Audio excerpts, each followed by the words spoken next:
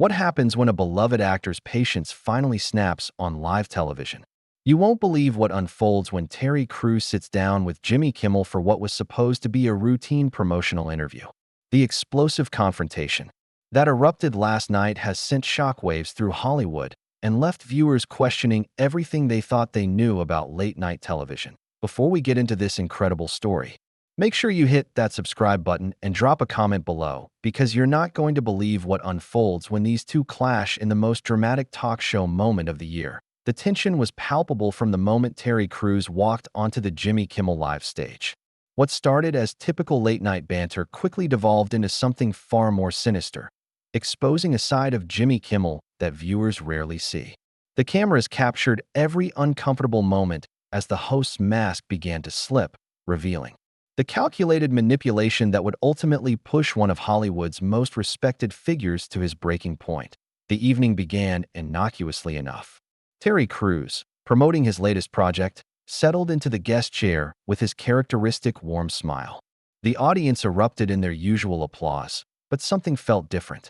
Behind the scenes, production assistants had whispered about Kimmel's unusually intense preparation for this interview. He had spent hours researching not Crews' upcoming projects, but his most personal revelations. The host had compiled a dossier of vulnerable moments, painful admissions, and deeply personal struggles, all weaponized for what he believed would be compelling television. Kimmel's opening remarks carried an edge that seasoned talk show watchers immediately recognized as trouble brewing. His researchers had provided him with ammunition, and tonight, he was ready to use it. The host's eyes held a predatory gleam as he shuffled through his prepared questions, each one designed to cut deeper than the last. "So Terry," Kimmel began, his smile not quite reaching his eyes, "I have to ask about something that's been on everyone's mind.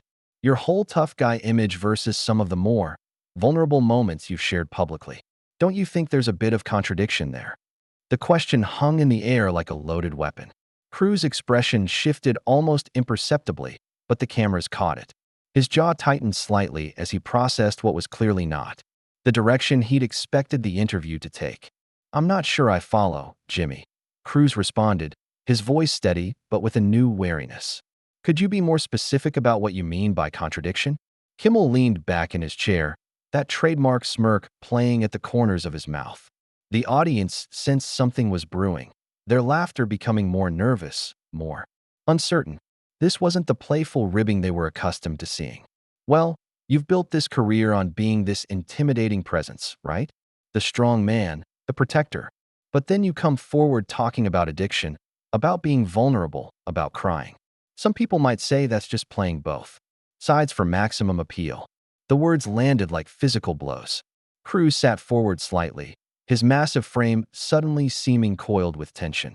The studio audience fell silent, sensing they were witnessing something unprecedented. "Jimmy, I think you're misunderstanding what strength actually means," Crews replied, his voice carrying a warning that Kimmel either didn't hear or chose to ignore. "Talking about my struggles, being honest about my journey, that takes more courage than any role I've ever played." But Kimmel wasn't finished. He had clearly prepared for this moment, had researched and calculated his attack with surgical precision. The host's next words would prove to be the spark that ignited an inferno. "But don't you think it's convenient timing? All these revelations coming out just as your career needed a boost? The whole vulnerable black man narrative is pretty popular right now in Hollywood circles." The air in the studio seemed to electrify. Crews' hands, resting on his knees, slowly clenched into fists. His breathing became more deliberate, more controlled. Anyone who knew Terry Crews recognized the signs. This was a man drawing on every ounce of his self-control to maintain composure. "Convenient timing," Crews repeated, his voice dropping to a dangerous quiet. "Jimmy, are you suggesting that my personal struggles, my addiction, my journey toward healing, that all of that was some kind of calculated career move?" The audience was completely silent now, sensing they were witnessing something that would be talked about for years to come. Kimmel, perhaps emboldened by what he perceived as control of the situation, pressed forward with his assault. "I'm just saying, Terry, that in this business, personal narratives can be very strategic, and yours has certainly opened doors that might have remained closed otherwise." The implications of Kimmel's words hit like a sledgehammer. He wasn't just questioning Cruz's authenticity. He was suggesting that the actor had weaponized his pain, his vulnerability, his deepest struggles for professional gain.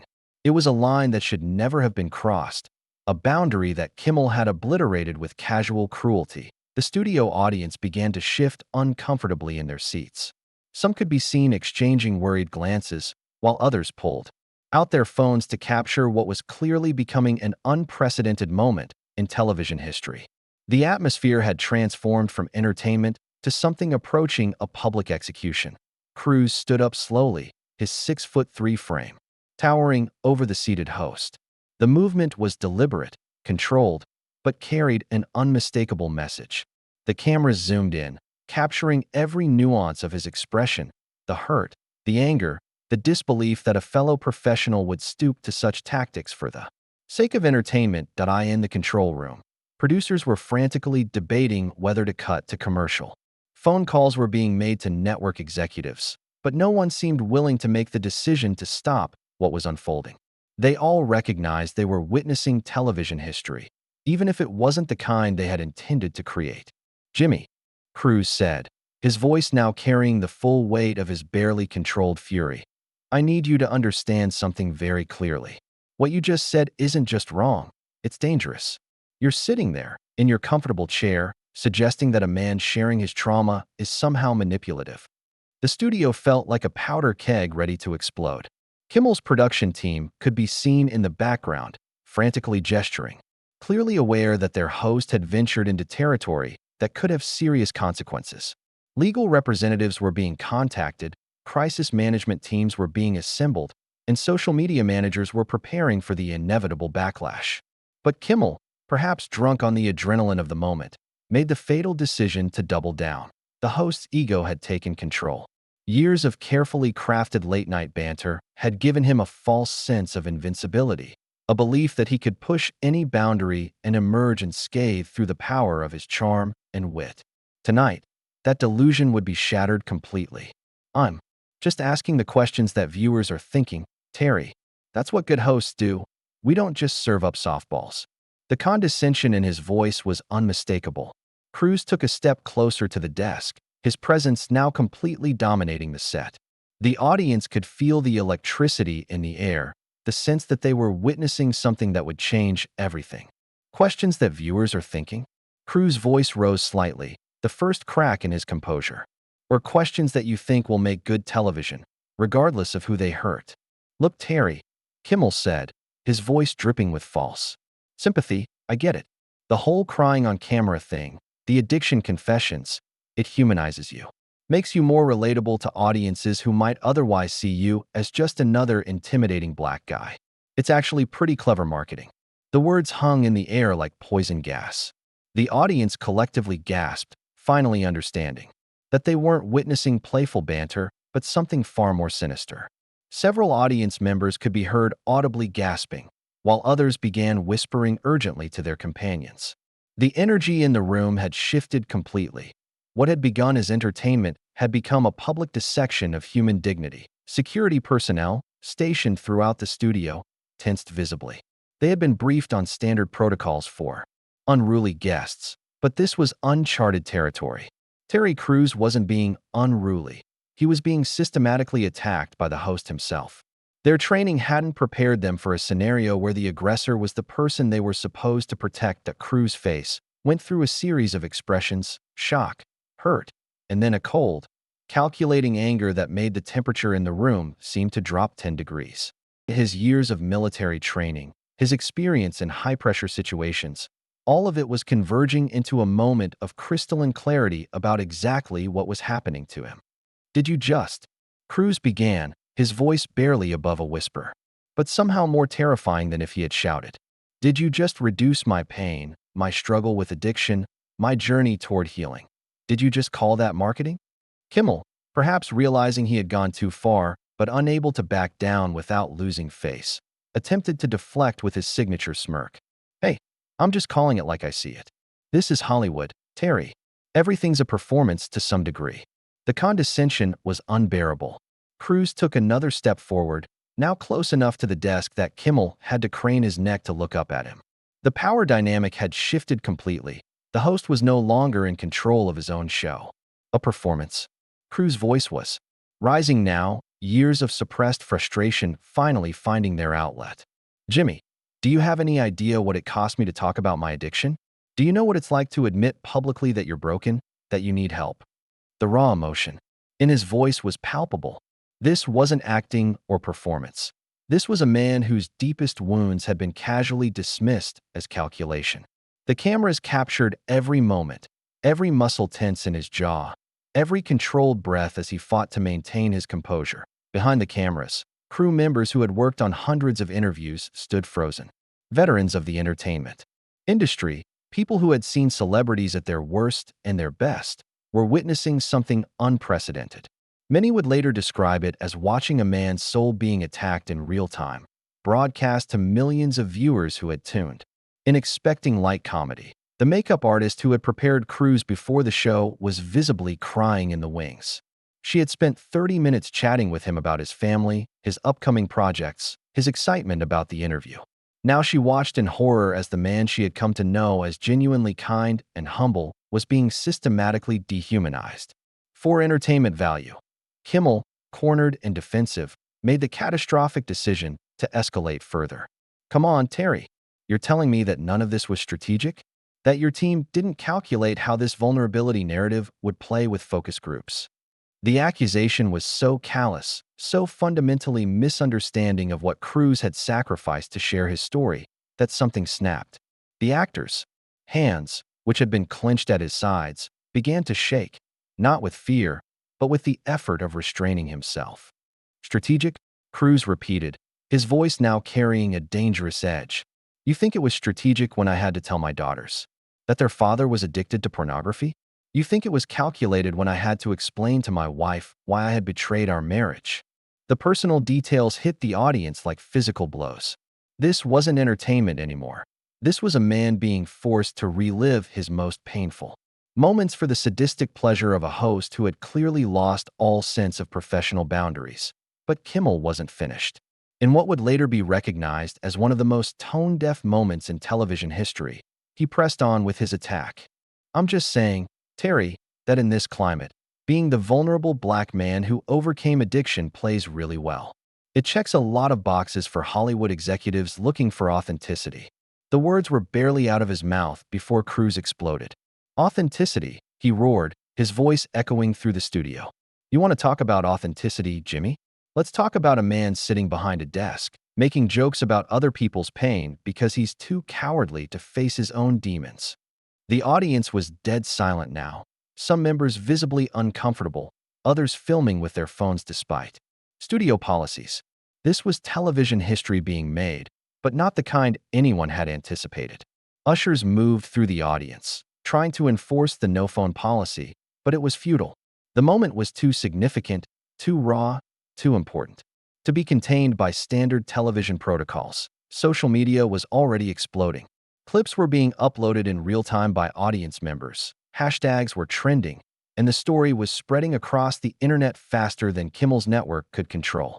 Crisis management teams were working overtime, but they were fighting a losing battle against the authentic outrage of millions of viewers. Cruz leaned over the desk, bringing his face close to Kimmel's. You sit here every night, hiding behind your writers and your laugh track, making fun of people's real struggles because it makes you feel superior. But what happens when someone calls you out, Jimmy? What happens when someone refuses to be your victim? Kimmel's face had gone pale. He was no longer the confident host controlling the narrative. He was a man who had poked a bear and was now facing the consequences. His production team was frantically signaling from off-camera, but there was no stopping what had been unleashed. The host's usual support system, his writers, his producers, his carefully crafted persona, all of it was crumbling in real time. For years, he had hidden behind the safety of his desk, the comfort of his prepared material, the protection of his carefully curated image. Now, stripped of those defenses, he was being forced to confront the reality of his actions without the buffer of comedy or deflection. Network executives were being summoned from their homes, emergency meetings were being called, and damage control specialists were being contacted. But none of them could undo what was happening live on stage. The complete moral destruction of their marquee host at the hands of a guest who refused to be victimized. Terry, I think you're overreacting, Kimmel stammered, his voice losing its earlier confidence. This is just how interviews work. We ask tough questions. Tough questions. Cruz straightened up, his full height now towering over the desk. No, Jimmy. Tough questions would be asking about my work, my craft, my upcoming projects. What you did was attack my character, question my integrity, and mock my healing process. That's not journalism. That's cruelty disguised as entertainment. The distinction was crystal clear to everyone in the studio. Kimmel had crossed a line that couldn't be uncrossed, had revealed something ugly about himself that no amount of comedy could cover up. The host, perhaps finally understanding the gravity of his mistake, attempted a weak apology. Look, if I offended you, that wasn't my intention. If you offended me, Cruz cut him off, his voice rising again. Jimmy, you didn't just offend me. You trivialized the struggle of every person who has ever battled addiction. You mocked everyone who has ever had the courage to seek help, to be vulnerable, to choose healing over hiding. The scope of Kimmel's transgression was becoming clear to everyone watching. This wasn't just a personal attack on Terry Crews. It was an assault on the very concept of men being allowed to show vulnerability, to seek help, to break the toxic cycles that society often demands they maintain in living rooms across America. Fathers were watching with their children, explaining that what they were seeing was wrong. Mental health advocates were already preparing statements. Support groups for addiction recovery were witnessing their work being mocked on national television. The ripple effects of Kimmel's cruelty were spreading far beyond the confines of the studio. Therapists who specialized in men's mental health would later report that the interview became a frequent topic in their sessions, not because it discouraged men from seeking help, but because it perfectly illustrated the toxic attitudes that kept them suffering in silence. Cruz had become an unwitting spokesman for every man who had ever been told that vulnerability was weakness.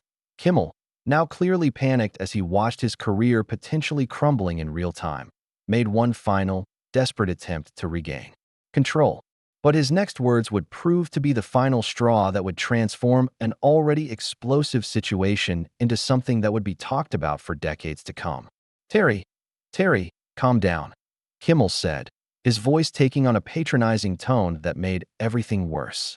You're getting way too emotional about this. Maybe you should consider that this kind of reaction is exactly what people are talking about when they question whether you're really as stable as you claim to be. The studio fell into a silence so profound that the hum of the air conditioning seemed deafening.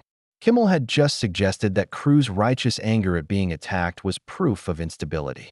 It was gaslighting at its most transparent and cruel. Cruz stood perfectly still for a moment, his massive frame trembling not with rage, but with the devastating realization of what he was witnessing.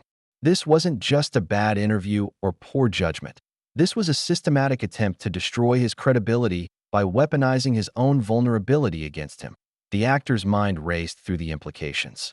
He thought of the men who had reached out to him after his addiction revelations, thanking him for giving them permission to seek help. He thought of the fathers who had told him that his openness had saved their marriages. He thought of the young men who had said his vulnerability had prevented them from making destructive choices. All of that work, all of those lives potentially affected, all of the progress toward breaking down toxic masculine stereotypes. Kimmel was attempting to destroy it all for the sake of a few viral clips and some cheap laughs. The calculation was breathtaking in its callousness. Emotional, Cruz repeated slowly, his voice now carrying a deadly calm that was somehow more terrifying than his earlier anger. Jimmy, let me tell you what emotional looks like. Emotional is a man who builds a career on mocking others because he's too broken to face his own pain. Emotional is someone who attacks a guest's mental health journey because ratings matter more than human decency. The actor's words cut through the studio like a blade. Every person in that room, from the audience to the production crew, understood they were witnessing a masterclass in controlled fury. Cruz had transformed his anger into something laser-focused and devastating. You want to know what stability looks like, Jimmy? Stability is walking away from this toxic environment before I say something that I'll regret. Cruz began removing his microphone, his movements deliberate and measured. Stability is recognizing when someone is trying to manipulate you and refusing to participate in their sickness. Kimmel, desperate to salvage something from the wreckage, made one last pathetic attempt. Come on, Terry, don't be like this. We're just having a conversation here. This is what good television looks like, real, unscripted moments. The words were barely out of his mouth before Cruz turned back to face him, and the look in his eyes made Kimmel shrink back in his chair. Good television. Cruz's voice rose to fill every corner of the studio. Jimmy, good television doesn't require destroying someone's character for entertainment. Good television doesn't mock addiction recovery or question a man's integrity because it might get clicks on social media. He took a step closer to the desk again, and this time Kimmel visibly flinched. You know what this really is, Jimmy? This is a small man trying to make himself feel bigger by tearing down someone who had the courage to grow. This is exactly the kind of toxic masculinity that keeps men from seeking help, from being vulnerable, from healing. The audience was riveted, many nodding in agreement. Cruz wasn't just defending himself anymore. He had become a voice for every man who had ever been shamed for showing emotion, for seeking help, for admitting weakness. Throughout the studio audience, people were openly weeping. A veteran in the third row, who had struggled with PTSD and found hope in Cruz's story, was recording every word on his phone. A teenager who had been contemplating suicide but had been inspired by Cruz's message about seeking help was texting frantically to his friends about what he was witnessing. The moment had transcended entertainment and become something approaching. A cultural reckoning. Decades of toxic messaging about masculinity, years of shaming men for emotional honesty, centuries of demanding that men suffer in silence. All of it was being challenged in real time by a man who refused to be diminished. You sit behind this desk every night, Cruz continued, his voice building to a crescendo, making jokes about people's pain because you're too cowardly to examine your own. But tonight, Jimmy, tonight you picked the wrong target. Kimmel's face had gone ashen. His hands were visibly shaking as he realized that his attempt to humiliate Terry Cruz had backfired spectacularly. The host who prided himself on control had lost it completely and now faced the consequences of his cruelty. Being broadcast to millions, behind the scenes, network phones were ringing off the hook. Advertisers were demanding explanations. Mental health organizations were preparing statements of condemnation. The interview had become a public relations nightmare of unprecedented proportions, and it was all being broadcast live with no way to stop it. Kimmel's agent was already in emergency meetings, his publicist was crafting apology statements that would never be adequate, and his legal team was assessing potential lawsuits.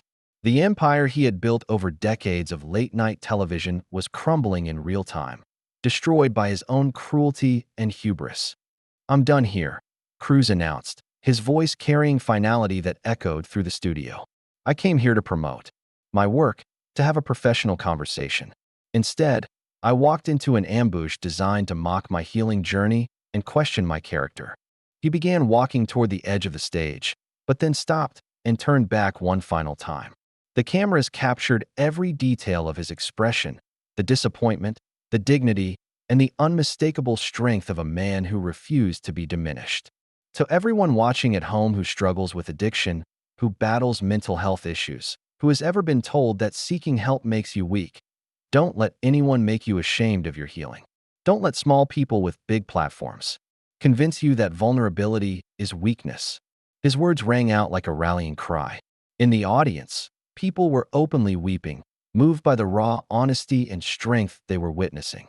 This had transcended entertainment and become something profound and necessary. The cameras captured faces throughout the audience.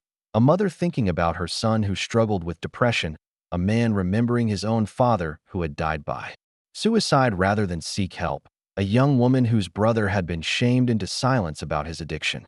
Cruz's words were reaching beyond the studio, beyond the television screens, into the hearts of people who had been waiting their entire lives for someone to say what he was saying. In addiction treatment centers across the country, counselors would later report that they played clips of this moment for their patients. In therapy sessions, men would reference Cruz's dignity under attack as inspiration for their own healing journeys. The interview had become accidental activism, a masterclass in maintaining humanity in the face of calculated cruelty. And Jimmy, Crews said, his voice now carrying a note of sadness rather than anger. I hope someday you find the courage to seek the help you clearly need. Because this isn't strength. This is the desperate performance of a man who's drowning in his own pain and trying to drag others down with him. With that, Terry Crews walked off the Jimmy Kimmel Live stage with his head held high, leaving behind a host whose mask had been completely stripped away, revealing the petty, cruel man underneath. The audience sat in stunned silence for several moments before scattered applause began, growing into a thunderous ovation for the man who had just demonstrated what real strength looked like. Kimmel sat frozen at his desk, the weight of his actions finally settling in. His desperate attempt to create viral television had succeeded, but not in the way he had intended. Instead of destroying Terry Crews' credibility, he had revealed his own character deficiencies for the world to see. The cameras continued rolling, capturing every moment of Kimmel's humiliation as the audience's applause seemed to go on forever, not for the host, but for the guest who had refused to be broken by his cruelty. It was a moment that would be replayed millions of times, dissected and analyzed, but never forgotten. The applause was unlike anything the studio had ever heard. It wasn't the polite, prompted applause of typical television audiences. This was organic, emotional, and sustained. People weren't just clapping, they were standing, some were crying, others were shouting words of encouragement. The sound engineer, a 20-year veteran of television production, would later say it was the most emotionally charged moment he had ever captured. As Crews disappeared behind the curtain, the studio remained electric with the energy of what had just transpired. History had been made, but not the kind Jimmy Kimmel had intended. Instead of a viral moment of manufactured drama, the world had witnessed the complete moral victory of a man who had chosen dignity over destruction, healing over hatred. The aftermath would be swift and merciless. Within hours, the interview would become the most watched clip in late-night television history. Mental health advocates would hold it up as a perfect example of how society attacks men who dare to be vulnerable. Kimmel's ratings would plummet, advertisers would flee, and his reputation would never recover from the night he chose to attack a man's healing journey for entertainment. The interview was over, but the conversation it started would continue. For years to come, Terry Crews had walked onto that stage to promote a project, but he left having delivered one of the most powerful statements about masculinity, vulnerability, and human dignity ever captured on television. In trying to destroy him, Jimmy Kimmel had inadvertently created a legend.